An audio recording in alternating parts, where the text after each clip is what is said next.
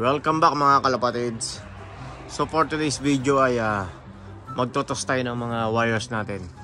So dun sa toss nga natin dalawa ang hindi nakabalik. Yung dalawang young bird sa atin na gift bird.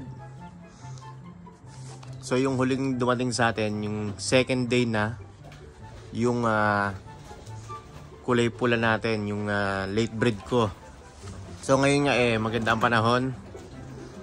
Ayan, walang kahangin-hangin mga kalapatids.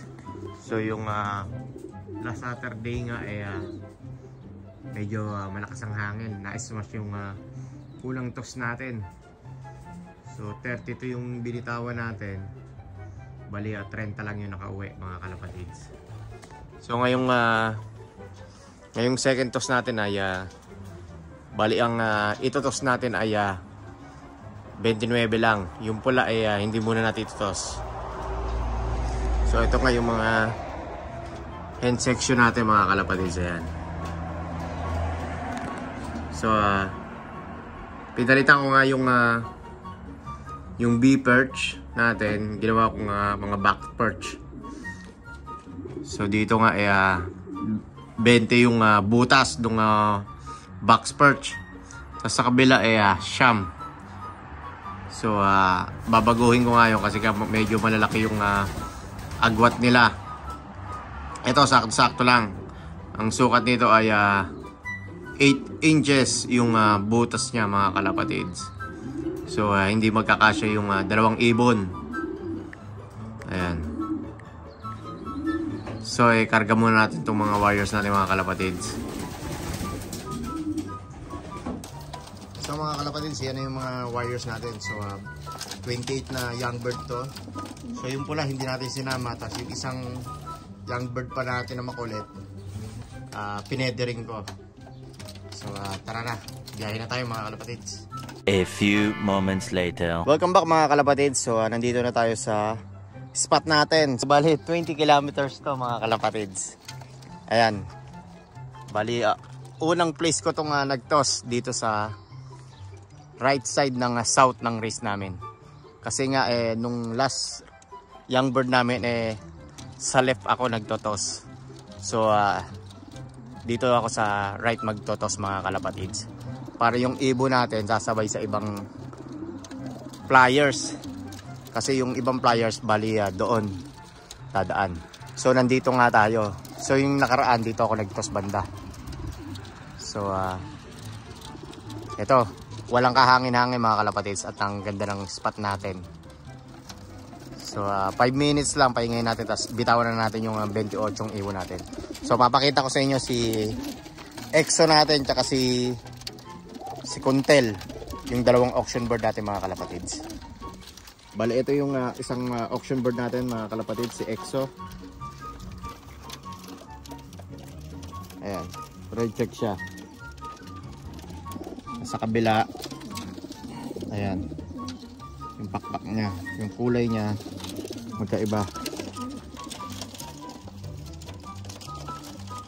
So ito yung unang painakay ko ng young bird, yung i-raise natin mga kalapatids. Parehas kak yung dalawang auction bird natin. So yung isa naman yung mili naman natin. Ito yung second auction bird natin mga kalapatids, si Kuntel.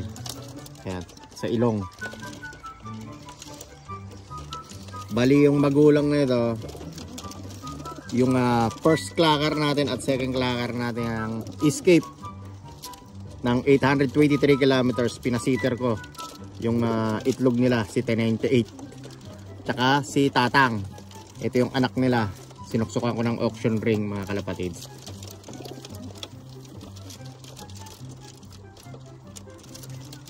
Tapos yung nestmate nito naka picturity ring mga kalapatids. Ayun yung pantubo, ayun yung bagwis niya, bali nasa 5 ng laglag. Ayan, tumubo na. So huling laglag na lang nila kasi yung 8, 9, 10 pinedering natin yung mga kalapatids. Ayan, balikak din to. So bitawan natin mga kalapatids, bali 28 na wires to. Bitawan natin mga kalapatids.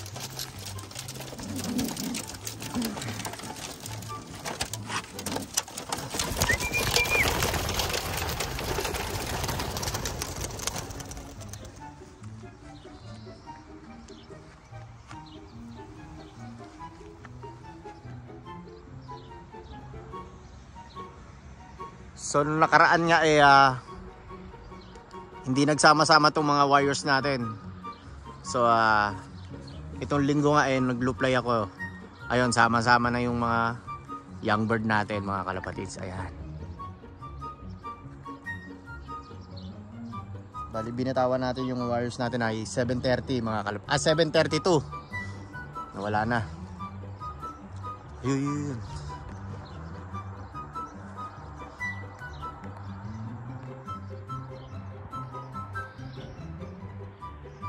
Nag-iikot pa ikot ng puno mga kalapatids. Yun, sama-sama na sila. So bukas itutos ulit natin sila mga kalapatids. Bali same spot. Tapos susunod na linggo huling training toss na natin. Siguro dagdag tayo ng 20 kilometers. Ayun, may wala yung isa. Tapos yung warriors pa natin, nag-iikot pa rin doon. Ayun, oh. Huwag lang maghiwalay-huwalay. Ito yung isa. Ayun, nagsosolo, oh. Umiwalay. Pero nandun pa rin yung ibang warriors natin. Ayun. Nangangapa pa ng lugar. Kasi nga, after 10 kilometer, tinalo natin ng 20 kilometers agad.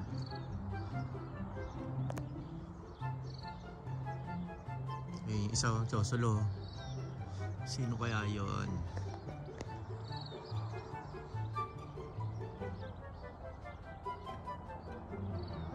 Pag dumiretso mga kalapatids, alis na tayo. So hintayin ko muna tong rumonda tong mga warriors natin. Pag dumiretso na, biyahe na tayo pauwi. So biyahe na tayo mga kalapatids. Ayan. Mag-iikot-ikot pa to. A few moments later. So nandito na tayo sa bahay mga kalapatids. So ang oras nga ngayon ay 7:57.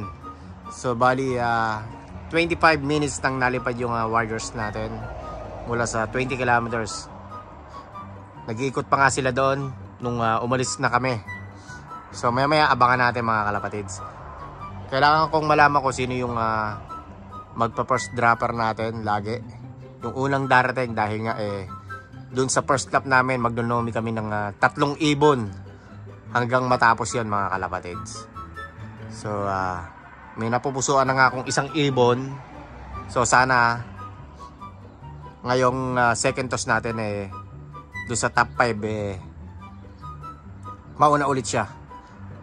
So mamaya na lang mga kalapatids. Meron na tayong isa mga kalapatids. Ayun oh. Ito. Ayun. Sino to? Yung kay Moray. Yung GB sa atin ni Moray ha. Unang first bird natin, yung GB niya. So isa pa lang yung dumating sa atin. Humiwalay mga kalapatids. Ay, yung red check natin.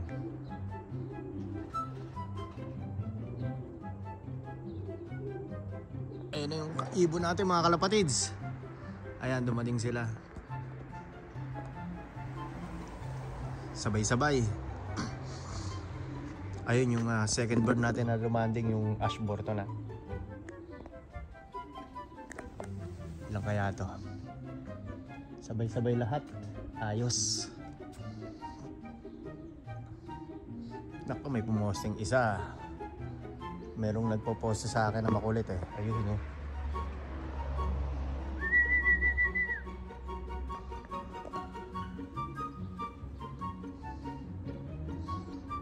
Hindi ko pa alam kung kompleto yung warriors natin mga kalapatids.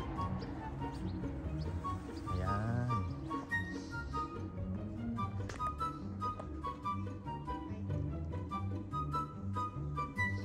May pumosting isa. Nako, ng pasaway.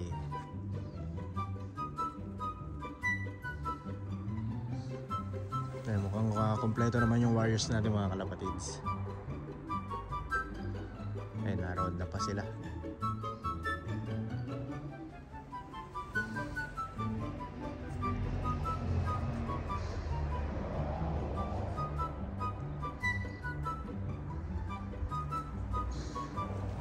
bali nabitin pa sa ronda nila, bali 20 kilometers. So kaya na nila yung 20 kilometers. Adjust tayo bukas pag maganda panahon, 30 kilometers na itotos natin. Dagdag ulit tayo 10. Ay, bumaba na yung isa.